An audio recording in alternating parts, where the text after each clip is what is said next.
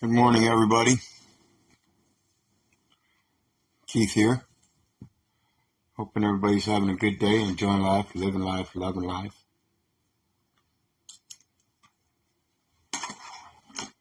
Want to get on today and do a quick little video recapping the bench warrant here this last year.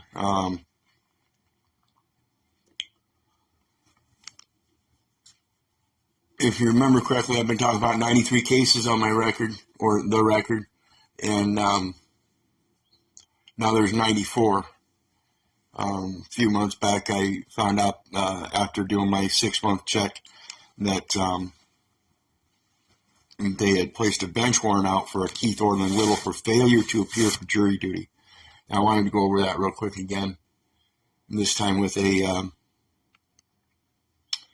more reasonable and logical attitude and demeanor. If you look at my previous video, I was quite upset, quite angry. Called them a lot of names. And today I just want to go over the basic details so everybody understands without any emotions what's going on. And so we're going to get to it. And while I'm getting to it, I'll explain that if you go online, if you go to Iowa courts online and then do a case search and then put in Keith Orland Little, you'll see all the cases they've got down here in the local courthouse.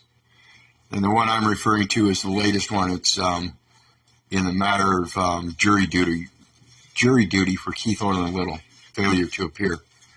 And what it is they issued a jury summons to appear in court to a guy that's got 93 cases, one of which is a felon, saying that he can't register a vote.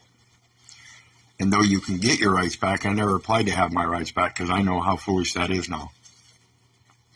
So I never applied to have them back. I've never registered to vote. Everything on the record is a presumption, never been proven. And so here we are today. We've got a bench warrant issued because I didn't show up in court for jury duty. And they're wanting me to show cause. So we flip the script on them and we demand them to show cause because we're not subject to that.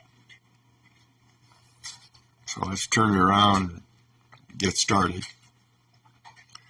And this is from my, you'll notice this isn't like your regular email. This is directly from my site. This is the email set up on my site. And you can see here all these ones in red. Those are all in regards to this release that I've got highlighted here. It's just that this release went to media.uscirf.gov. The next one went to the Pentagon. There was a couple of them that went to the Pentagon.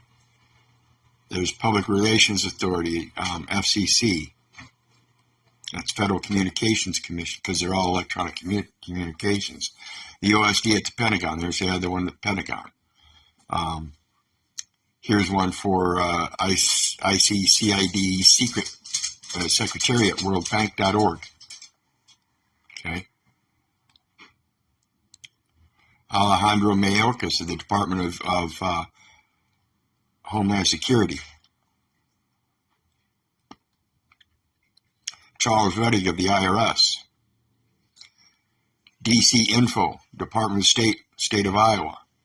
So now we've got the Federal Bureau, Department of State, and the Iowa Department of State. Lena Height is the ADA coordinator here at the judicial courts in Iowa. That's for disabilities. Then we got the Blackhawk County Clerk, Blackhawk County Attorney. We got Mr. Rome at the Post Office UK. This one here was actually, I got a mailer demon on this one. It was sent back. So they did not accept this at the global port, postoffice.uk. But they got it at Jay Rainey at PayPal Chief Financial Officer too. And the only reason I did that is because these are in regards to funds that they might try to take through automatic system. If these guys do try to come get me on a bench warrant and take me to jail and offer up that card, PayPal might just go ahead and let that process go through. But that would be international banking terrorism. So let's get on with it. Here's the notice. Oops, let's go down here where it's at. And it's called the Lord's Release. Mayday, Mayday, Mayday.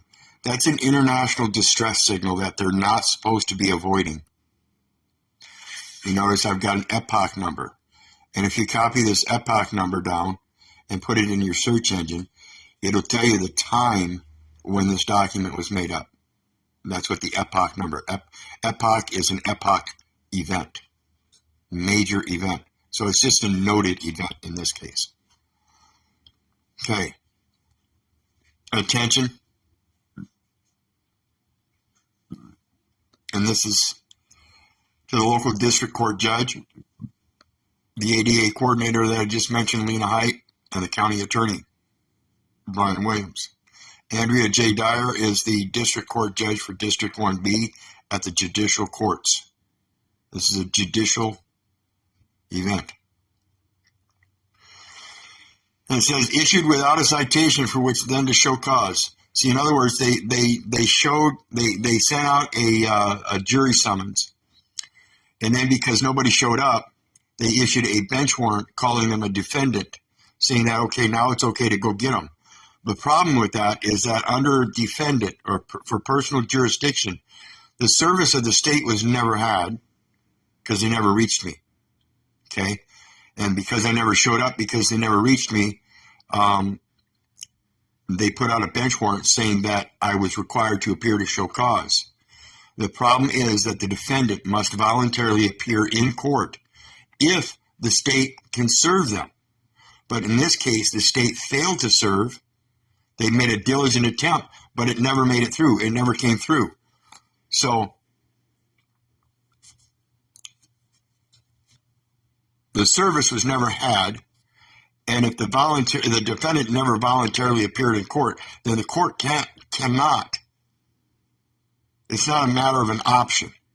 It's the court, by operation of law, cannot obtain personal jurisdiction, and therefore the court does not and cannot proceed without jurisdiction. This is not a matter of questioning jurisdiction. This is a matter of stating the facts of the operation of law that defeat the presumption that they have jurisdiction. Okay? Very succinct.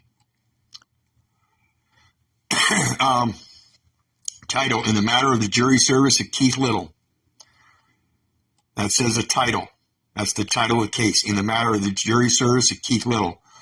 In the documentation, they go on to tell you there's no title, there's no citation, there's no charges, there's no finances, there's no bond found, and yet they set a bond for $350 and issued a warrant sending it to the county sheriff's office.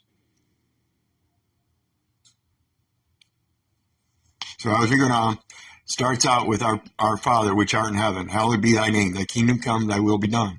This is important in the way I start this, because it's going to be issued throughout, in parts, throughout this document. So when it comes to the Father who art in heaven, hallowed be thy name, from the journal of Keith Orland Little, and I misspelled my name even, or the name even, issued by Keith. Notice there's no last name, there's just the given name, and then it says a statement of fact, the redeemed. Then it gives another statement of fact, I am his.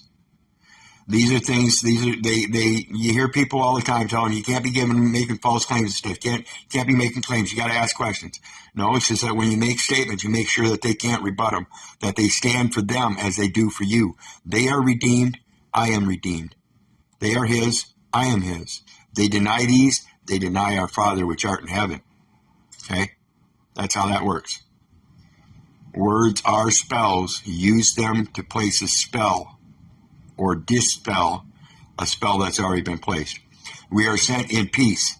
we shall grant a redemption. We are the redeemed, and because we are redeemed, we can walk in his way and grant a redemption, as he has. Keith is the flesh and blood image and likeness of Jesus Christ, who is surety for the manual motivator of the living soul with the prior spiritual guidance to walk with him solely.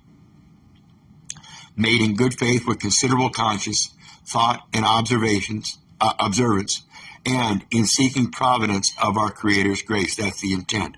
I'm only seeking providence of our Creator's grace, seeking the providence of our Father's favor. Rigor juris. Again, it's not a matter of questioning jurisdiction. It's not a matter of jurisdiction. It's a matter of strictly law. And strictly law says, I am his, and I am the redeemed. There's nothing anybody can do about it. I'm here in peace, and I'm going to grant the redemption. If you can't accept a redemption, that's telling us you're the one that's operating against the law. I'm not here to destroy the law. I'm here to fulfill the law. This original literary work of our declaration in opinion is not transmitted through the mails of the United States, but delivered through the post office and or its routing systems consisting of the World Wide Web et al. Remember, I told you these communications are all had by the post office. Non-domestic and without the United States. No letters of incorporation recorded or filed or registered. Produced with the following and hereby adopted for ratification and enforcement if needed. And this is where I adopted the Constitution's disclaimer, the Constitution of Universal Postal Union, the Post Office, Universal Postal Union, all that entire setup. They have a copyright and disclaimer just like any other private organization. So I adopted their copyright and disclaimer, which is that right there. And it's part of the Global Postal Service Trust. So it's not a matter of contract law. It's a matter of trust law. We hereby contest the record and process of issuance of said failure to appear. See, we're not questioning the jurisdiction. We're questioning the record, the contents of it as a contest. See, we're not here to competitively contract. We're here to contest the record as it's contracted and the process of its contractual issuance. The process of issuance, Department of Defense, birth registration, enumeration at birth. Without that process of issuance, it would not be had. So we're going all the way back to the enumeration at birth, and it says it's an issuance of said failure to appear. That birth enumeration at birth, that's the entering into a federal record to be classified as you go out, as you live throughout your life. That classification is a statistical standard. And that's why everything goes through that Bureau of Vital Statistics. And just so everybody knows, Bureau of Vital Statistics is regulated by the Department of Commerce. So the enumeration at birth is a bond instrument issued by the Department of Defense for commercial purposes. Okay. It says, first and foremost, we require the issuer of said bench warrant for said judicial amount of $350, which is what they set it for, but they said there's no bond found. So they went ahead and set one for $350. If they had no authority to do so, where did they get it? They're placing the warrant themselves at $350, saying that they had the authority to do so. That's an impossibility. They have no finances. Again, if you go to the courts online, Iowa Courts Online, and do a case search on Keith Thornton Little, you'll find this case, and there's no bond set, or no bonds found. There's no long title. There's no citation. There's no charges. There's no finances. So if there's none of that, how do you come up with $350? And then the authority to issue the warrant based on nothing. Zero. Particularly when the defendant must voluntarily appear in court. See, these people are screwed when they come up against somebody like me. To prove the validity of personal jurisdiction being obtained first, See, they can't issue a bench warrant and say they need me in court unless I've already voluntarily appeared in court, giving them personal jurisdiction. To prove the validity of personal jurisdiction being obtained first. In order for the court to obtain personal jurisdiction, the defendant must first appear voluntarily in court. In order for the defendant to know that he's supposed to appear in court, there must be a summons. That summons having been served and never acquired, even though they did a diligent search but never acquired, then they can't possibly be placing me in the record as a defendant because I haven't appeared yet. They can place as a potential party to the court's registry investment system, which would be as an investor, but they didn't let me know that in 93 cases before that. So I'm certainly no longer interested in investing in those courts. That's for damn fucking sure. Okay. By the plaintiff who needs to serve the defendant in the state in which the court sits. Now, the defendant in this case is the state of Iowa. And they're dependent upon a resident role that the county is posing by putting me into the resident logs as if though I belong there, and I've never registered to vote. I've never been deemed a resident by necessity by the board of directors, or the board, which is the Secretary of Commerce and Secretary of Treasury. Remember I told you that Bureau of Vital Statistics is regulated by the Department of Commerce. Well, that's when they make the resident determination, is when you're first born. How can you be deemed necessary as a resident when you're first born? Second of all, if you're first born, and that residency means that you're the only person allowed to reside in the zone is a federal, state, or municipal officer or agent, that means you have to take upon a contract. That means you have to be of age. So the classification of a resident before you're of age to contract is false. That's the fatality, and it's recorded in the record on every last one of us. We're deemed a resident the day we're born. That proves a fatality to the entire record. I don't know why people don't understand this. This is a matter of what comes first. What came first? Okay?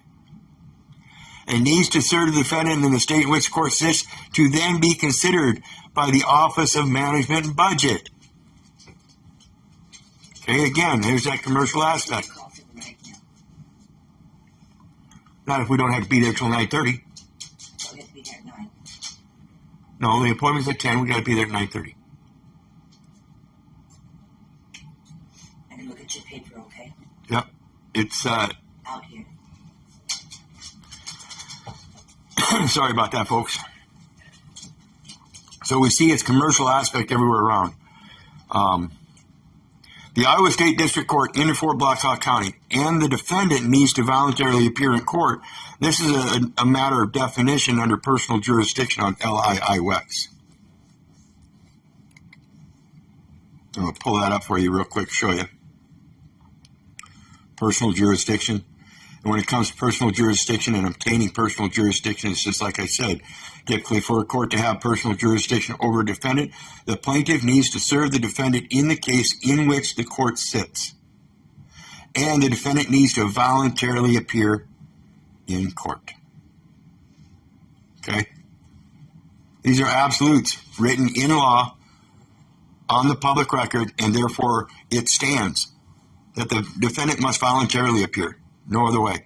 No letters of incorporation recorded or filed or registered, not fact chartered, not appropriate for eventual entry into the National Archives, no voter registration on record, cannot, in fact, invest in the court register investment system.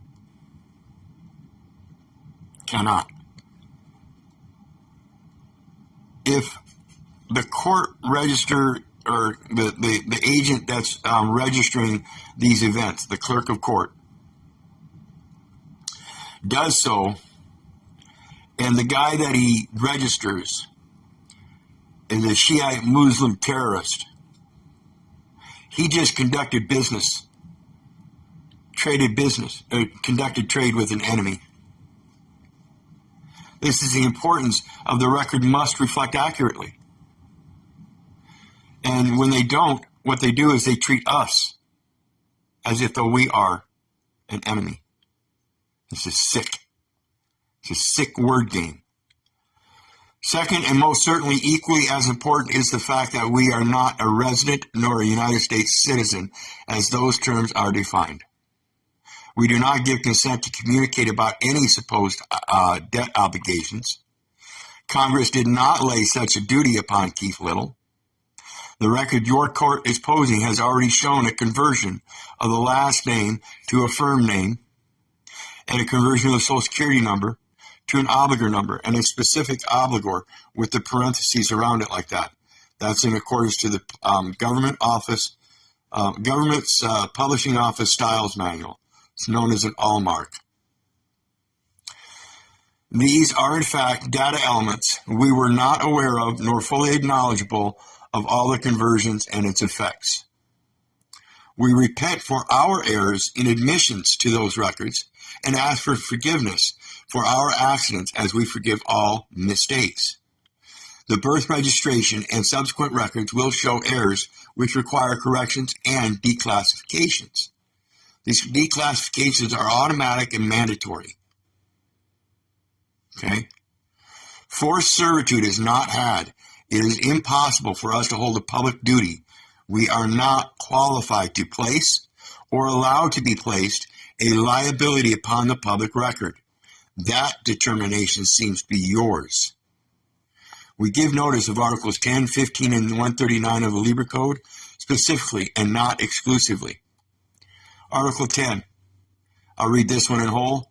Martial law affects chiefly the police and the collection of public revenue and taxes, whether imposed by the expelled government or by the invader, and refers mainly to the support and efficiency of the Army, its safety, and the safety of its operations. So, martial law chiefly affects the police and collection of public revenue and taxes.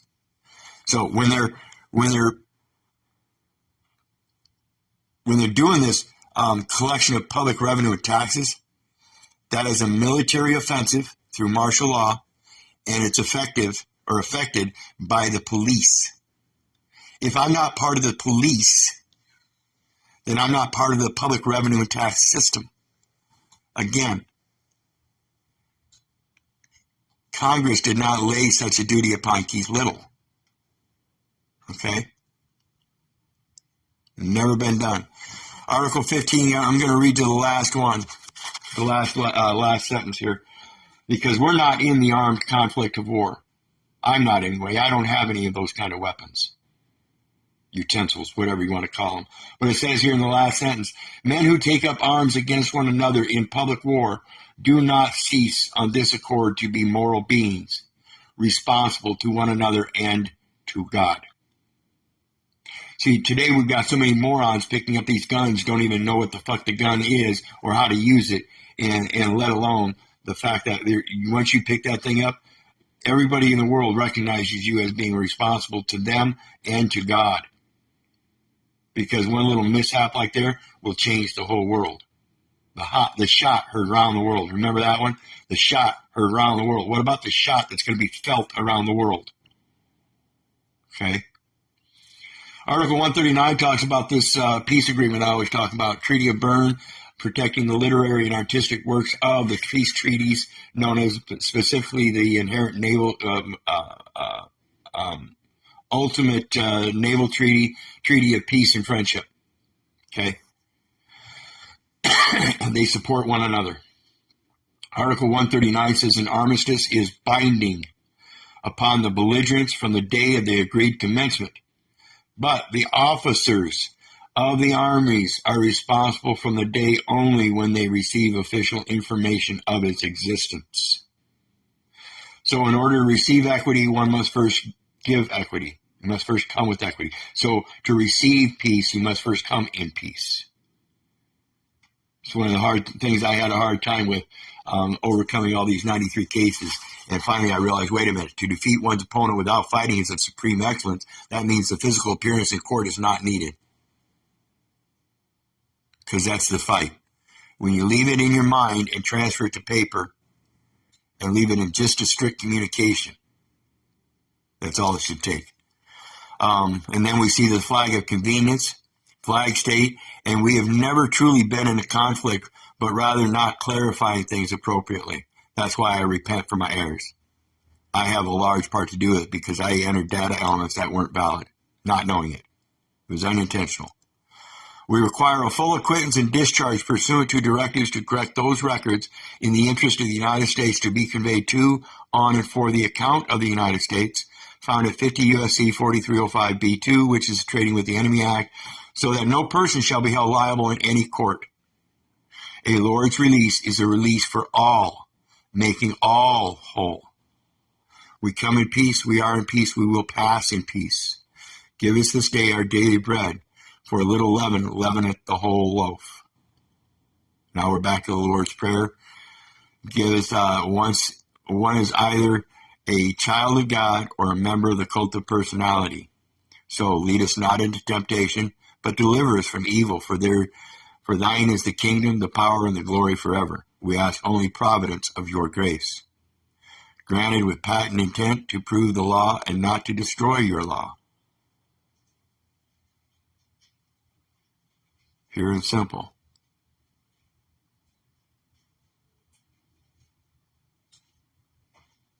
So, with that,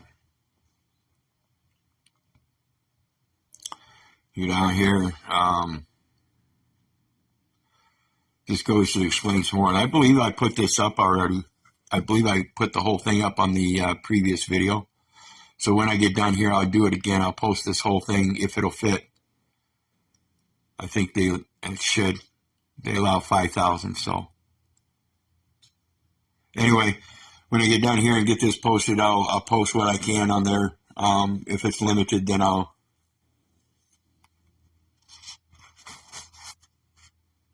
make sure to put the main point of the content in there. But in the meantime, I want to thank everybody for all the recent support. I really appreciate it. I've got to get busy now, though, because my little device there, while using it while I'm on the laptop, I wiped my memory. I lost all my files and everything. And so I've got to get my laptop to a Computer Pro and see if I can do some recovery on it. Otherwise, I've got to pull up all kinds of information to put it in files again. So, again, in the meantime, thanks for stopping in and watching. I'll get this posted on YouTube and all the information, text information for you. I'll leave out all the CC contact information, but I will tell you, you can go ahead and look this stuff up. As far as the cases are concerned, go to Iowa Courts Online, and when you get there, go to case search, and then put in Keith Orland Little. It's just like it sounds. It's not water. It's not air. It's or land. Or land. I can travel in the air, on land, or land. On water or land. I can travel in the air, on water, or land. And it'll show you. You'll see the one that's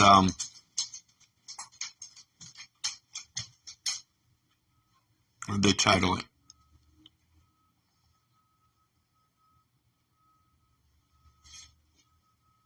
Forgot what they title. In the matter of the jury service of Keith Little. And remember, jury, that's that juris. See, I'm not part of your jurisdiction. I go strictly by law. I don't go by your commercial law, which is a concurrence with a law or the law in a different form. I don't deal with your common law. That's just a concurrence of a law with the law in a different form. I stick with law. First thing happens when you call out the name Keith before you utter another sound, you've already called upon the Almighty Spirit of God. Strictly law. In the beginning was the Word was God, the Word was God, Word was with God, the Word was God. God is love. So if you're going to speak to me, it better be in love, not with these silly accusations. Ain't gonna fly. Not at all. So in the meantime, again, thanks again for watching. God bless you all. I love you. Have a good day. We'll see you next time.